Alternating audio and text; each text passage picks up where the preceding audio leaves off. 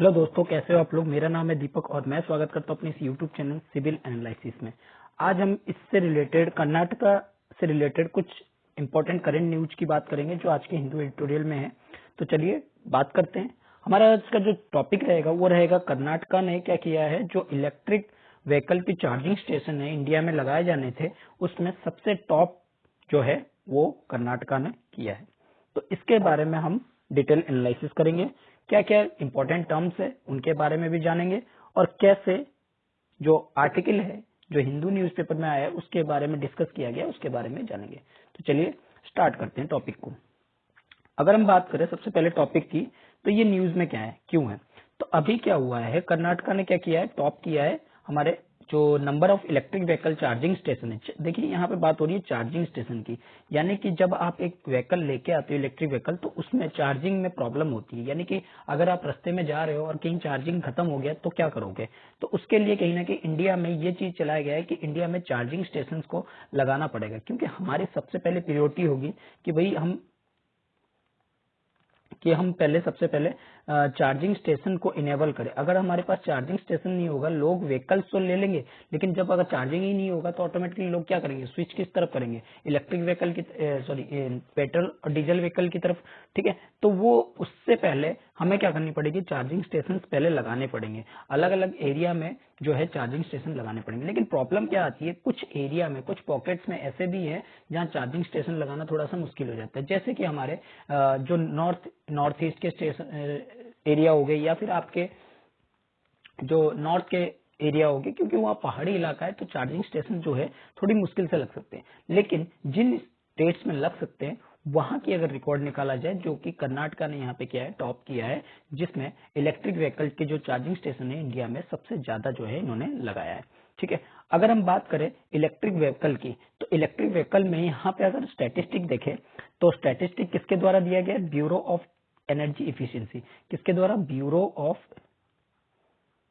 Of energy efficiency के द्वारा दिया गया है।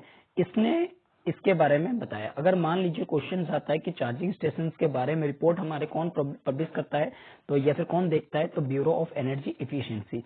और ये किसके अंदर काम करता है, मिनिस्ट्री ऑफ पावर के अंदर में, मिनिस्ट्री ऑफ पावर के अंडर में काम करता है। मिनिस्ट्री ऑफ पावर के अंडर में bureau of efficiency, energy efficiency. देखिए ब्यूरो ऑफ एनर्जी इफिशियंसी का और एक काम भी होता है आपके रेटिंग देना। जैसे कि आपने अभी देखे हो कि फैन में जो है, जो घरों के फैन में उसमें इलेक्ट्रिक फैन है, उसमें भी रेटिंग देने का आपसे जो है काम दिया जाएगा। तो ब्यूरो ऑफ एनर्जी इफिशियंसी क्या करता है, जो हमारी एनर्जी है, एनर्जी की जो यूजेस है उसकी किस तरीके से कमी की जाए, किस तरीके से लोगों को अफोर्डेबल और ग्रीन एनर्जी जो है प्रोवाइड की जा सके, इसके ऊपर काम करता है। तो ये किसके अंडर में काम करता है, आपके मिनिस्ट्री ऑफ पावर के अंडर में काम करता है। तो इसने एक स्टैटिस्टिकल रिपोर्ट दिया है जिसमें कर्नाटका ने क्या किया है, 50,549 यानी कि 50,549 जो है स्टेशन जो है, व्हीकल चार्जिंग स्टेशन जो है वो कहीं ना कहीं स्टैब्लिश किए हैं।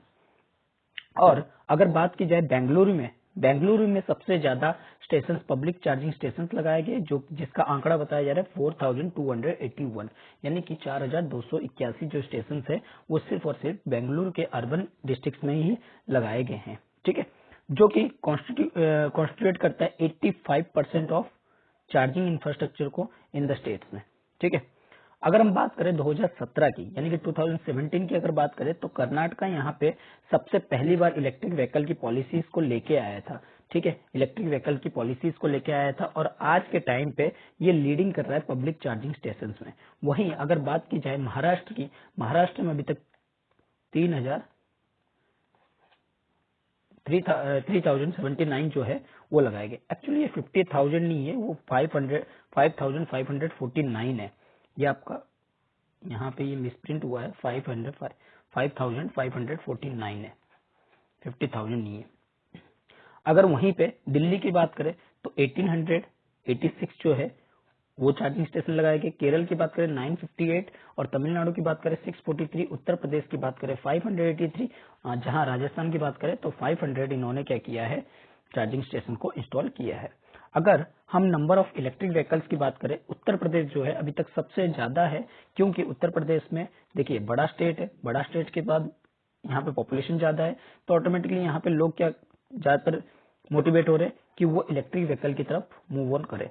तो यहाँ पे 7,45,000 जो है वो इलेक्ट्रिक व्हीकल जो है सेल कर चुके हैं, यानी कि लोगों के पास आ चुके हैं।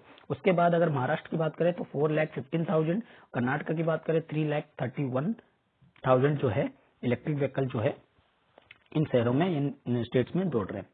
अगर हम Bangalore electric supply company limited की बात करें, बेस्कॉम की, इसने डेजिग्नेटेड एजेंसी है जो स्टेब्लिश करता है इलेक्ट्रिक चार्ज को, इलेक्ट्रिक व्हीकल की चार्जिंग स्टेशन को। ठीक है, यहाँ कहाँ पे, अलग अलग जगह पे, यानी कि बेंगलुरु में अगर बात करें तो वहां पे की है। तो यहाँ पे इन्होंने कहीं ना कहीं इस चीज को और ज्यादा बढ़ाने की भी बात की है। अगर हम इसकी बात करें तो ये कहीं ना कहीं फेम एक्ट के अंदर आता है, यानी कि faster adoption and manufacturing hybrid electric vehicles scheme के अंडर में इसको कहीं ना कहीं इंक्लूड किया गया है, और इसको इनकी जो कैपेसिटी है उसको बढ़ाने की बात की गई है।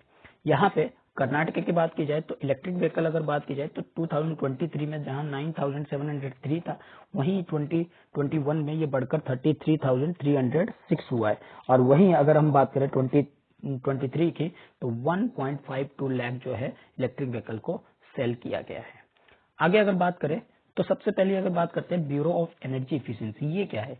ये सबसे पहले गवर्नमेंट ऑफ इंडिया द्वारा सेटअप किया गया था। ठीक है, bureau of energy efficiency on 1 मार्च 2002 के अंडर में। ठीक है, किसके प्रोविजन में? एनर्जी ऑफ कंजर्वेशन एक्ट 2001 के द्वारा ये जो है सेटअप किया गया था, एनर्जी कंजर्वेशन एक्ट 2001 में। ठीक है, इसके अंडर में इसको 1 मार्च 2002 में सेटअप किया गया था, जिससे कि स्टैंडर्ड्स जो है, मार्क्स जो है वो प्रोवाइड करेगा।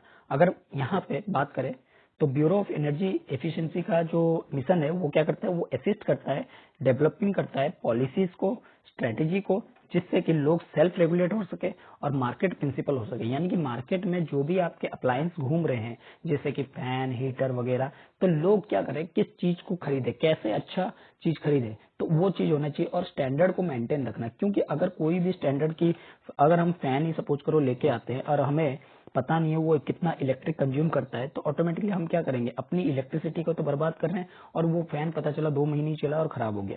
ठीक है, तो इस चीज को रखने के लिए, रोकने के लिए, तो उसको रेगुलेशन में लाना और कहीं ना कहीं मार्केट प्रिंसिपल को और लोगों के ट्रस्ट को बनाए रखने के लिए ब्यूरो ऑफ एनर्जी इफिशियंसी को लाया गया। ये किसके अंडर में बनाया गया? एनर्जी कंजर्वेशन एक्ट 2001 के अंडर में बनाया गया, जिसका प्राइमरी ऑब्जेक्ट क्या था कि वो जो एनर्जी इंटेंसिटी है इंडियन इकोनॉमी की, उसको किस तरीके से वो रिड्यूस कर सके। अगर हम एफडीआई की बात करें, फॉरेन डायरेक्ट इन्वेस्टमेंट की बात करें, तो कहीं ना कहीं 100% का यहाँ पे एफडीआई दिया गया है कि कोई भी आके इलेक्ट्रिक व्हीकल जो है इंडिया में लगा सकता है। इसके बारे में मैं बताया नहीं था। ब्यूरो ऑफ एनर्जी इफिशियंसी जो है कोऑर्डिनेट करता है, डेजिग्नेटेड करता है कंज्यूमर को, एजेंसीज को और अदर ऑर्गेनाइजेशन को, जिससे कि वो यूटिलाइज कर सके, किस तरीके से रिसोर्सेज को यूटिलाइज कर सके, इंफ्रास्ट्रक्चर को बना सके, तो किस तरीके से फंक्शंस, जैसे अगर एक बिल्डिंग बनाई जाती है, एक बिल्डिंग बनाए जाने में उसमें किस तरीके की जो है क्वालिटी के इलेक्ट्रिक अप्लायंस लगने हैं, तो ये सारी चीजें मेंटेन जो करता है वो कौन करता है? आपके ब्यूरो ऑफ एनर्जी इफिशियंसी के द्वारा की जाती है। ठीक है, अगर हम बात करें एक इंपॉर्टेंट टर्म फेम स्कीम की, यहाँ फेम स्कीम जो है इंडिया का पार्ट है, national electric mobility mission plan के अंदर में इसको एग्जीक्यूट किया गया है। इसका जो मेन थ्रस्ट है फेम का, वो इनकरेज करना इलेक्ट्रिक व्हीकल को। ठीक है, किसको? इलेक्ट्रिक व्हीकल को इनकरेज करना, जिससे कि, और साथ ही इलेक्ट्रिक व्हीकल इनकरेज तो करना, लेकिन किसके साथ? इनको सब्सिडी प्रोवाइड करके, क्योंकि अगर लोगों को सब्सिडीज नहीं दी जाएगी तो ऑटोमेटिकली लोग क्या होंगे, कहीं ना कहीं उसकी तरफ ज्यादा मूव नहीं करेंगे। तो इसी वजह से सब्सिडी जो है दिया गया है। इसको 2 फेज में इस स्कीम को इम्प्लीमेंट किया गया। पहला फेज जो फेज था वो 2015 में स्टार्ट हुआ था, और इसको 31 मार्च 2019 में इसको कंप्लीट किया गया। ठीक है, इस स्कीम में यहाँ पे हाइब्रिड इलेक्ट्रिक टेक्नोलॉजी, जैसे कि माइल्ड हाइब्रिड हो गया, या स्ट्रॉन्ग हाइब्रिड हो गया, या प्लग इन हाइब्रिड हो गया, या बैटरी इलेक्ट्रिक हो गया, इनको इंट्रोड्यूस किया गया था। ठीक है, कवर किया गया था। अगर हम वही फेज 2 की बात करें तो ये भी 5 साल के लिए चला था, जो कि 1 अप्रैल 2019 से चल रहा है, यानी कि 1 अप्रैल 2019 से जो है चल रहा है। ठीक है, और इसकी जो वैलिडिटी है 2024 तक, यानी कि 1 अप्रैल 2024 तक। लेकिन अगर बात करें फेज 1 की, तो उसकी जो वैलिडिटी को वो भी आगे एक्सटेंशन हुआ था। ठीक है, अगर बजट सपोर्ट की बात करें तो 10,000 करोड़ का इसमें बजट रखा गया था। इसमें सबसे अगर इंकरेजिंग किया गया था तो यहाँ इलेक्ट्रिक बसेस को ठीक है। E3 इलेक्ट्रिक जो 3 व्हीलर्स होते हैं उनको, 4 व्हीलर्स होते हैं उनको कहीं ना कहीं इंट्रोड्यूस करने की बात की गई थी, और साथ ही साथ 2 व्हीलर्स को भी यहाँ पे बताया गया था। जो और कितने 10 लाख इलेक्ट्रिक व्हीकल्स को। लेकिन अगर बात करें हम इलेक्ट्रिक व्हीकल्स में, तो 2 व्हीलर की व्हीकल्स जो है ज्यादा इंकरेजिंग तो हो रहे हैं, लेकिन बाकी इंकरेजिंग नहीं हो रही। उसका रीजन यही है कि इलेक्ट्रिक व्हीकल के लिए आपके चार्जिंग स्टेशन होना, अगर चार्जिंग स्टेशन नहीं होंगे तो ऑटोमेटिकली लोग क्या करेंगे, इसकी तरफ मूव ऑन नहीं होंगे। ठीक है। अगर फोकस की बात करें तो electrification of public and share transport, यानी कि लोग इलेक्ट्रिफिकेशन जो इलेक्ट्रिक व्हीकल की तरफ बढ़े और इनका फोकस जो हो वो शेयर ट्रांसपोर्ट की तरफ लोगों का बढ़ते रहे। अगर ऑब्जेक्ट की बात कीजिए फेम इंडिया स्कीम की, तो इसका मेन एजेंडा क्या था कि जो यूजेस है इलेक्ट्रिक या हाइब्रिड व्हीकल को, उसको बढ़ाना, और जो किसके मुकाबले में, जो अदर फ्यूल कंज्यूमिंग व्हीकल्स है उनके मुकाबले में, और उसी के साथ साथ इंसेंटिव भी करना कस्टमर को कि वो किस तरह से इलेक्ट्रिक व्हीकल्स को बाइंग कर सके। ये जो स्कीम का एम है कि स्टेब्लिश करना एक नेसेसरी चार्जिंग स्टेशन इंफ्रास्ट्रक्चर, जिससे इलेक्ट्रिक व्हीकल के लिए बहुत अच्छी तरह से वो उस चीज को इस्तेमाल कर सके, और साथ ही साथ जो इन्वायरमेंटल पॉल्यूशन को और फ्यूल को किस तरह से कम कर सके। ठीक है। तो ये था आज का एनालिसिस। अगर आपको वीडियो अच्छा लगा है तो इसको लाइक कीजिए, अपने दोस्तों के साथ शेयर कीजिए और सब्सक्राइब करना ना भूलिए। Thank you.